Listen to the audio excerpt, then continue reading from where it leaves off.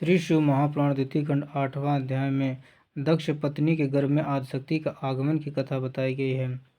इतनी कथा सुनाकर शिव जी बोले, हे ऋषियों, पितामह ब्रह्मा जी द्वारा इस वृत्तांत को सुनकर नारद जी ने अत्यंत प्रसन्न होकर कहा कि हे पिता, भगवान सदाशिव की आदिशक्ति ने जब आपको यह वरदान दे दिया, इसके उपरांत क्या घटना घटी यह आप मुझे बताने की कृपा करें। ब्रह्मा जी ने बोले, हे आत्मज, जब भगवती महामाया ने प्रकट होकर मुझे यह वरदान दिया, तब दक्ष प्रजापति ने मेरे आज्ञानुसार घोर तपस्या करनी आरंभ की।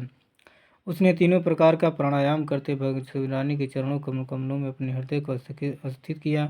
दक्ष के उग्र तप को देखकर श्री जगदम्बा ने अपने उसी शुद्ध मनोहर एवं पवित्र स्वरूप में प्रकट होकर दर्शन दिया, जिसका वर्णन मैं पहले कर चुका हूँ। दक्ष ने उन्हें प्रणाम स्तुति करते हुए कहा कि हे भगवती, मैं आपकी शरण में आया हूँ, आप मुझे अपने सेवक जानकर मेरे ऊपर कृपा करें। उसकी स्तुति को सुनकर भगवती बोली, हे दक्ष, तुम्हारी जो इच्छा हो वह मुझसे मांग लो, मेरे लिए कोई भी वस्तु अदेय नहीं है। यह सुनकर दक्ष ने कहा, हे मातेश्वरी, आप मेरी पुत्री बनकर मेरे घर में अवतार लें और हर के मन को मोहित करें। इस कार्य में मेरा ही कोई प्रयोजन नहीं है, अपितु तीनों लोगों का उपकार भी सन्निहित है। मैंने मोक्ष का वरदान न मांगकर आपसे जो यह प्रार्थना की है वह पूर्ण होनी चाहिए। दक्ष की प्रार्थना सुनकर भगवती महामाया ने कहा कि हे दक्ष, तुम जो चाहते हो वही होगा। मैं तुम्हारी पत्नी के गर्भ से उत्पन्न होकर शिव जी की अर्धांगिनी बनूंगी, परंतु तुम अपने मन में किसी प्रकार का अहंकार न करना, अन्यथा तुम्हारा संपूर्ण गर्भ नष्ट हो जाएगा। इतना कहकर श्री जगदम्बा अंतर्ध्यान हो गए और दक्ष अत्यंत प्रसन्न होकर अपने घर को लौट आए। तदुपरांत दक्ष ने उन 10 सहस्त्र मानस पुत्रों की उत्पत्ति की। वे सब तुम्हारी प्रेरणा से घर छोड़कर तपस्या करने के लिए वन में चले गए और परम पद को प्राप्त हुए। तत्पश्चात दक्ष ने 10 सहस्त्र पुत्र और उत्पन्न किए, परंतु वे भी तुम्हारा उपदेश सुनकर संसार से विरक्त होकर वहीं चले गए जहाँ उनके भाई गए थे।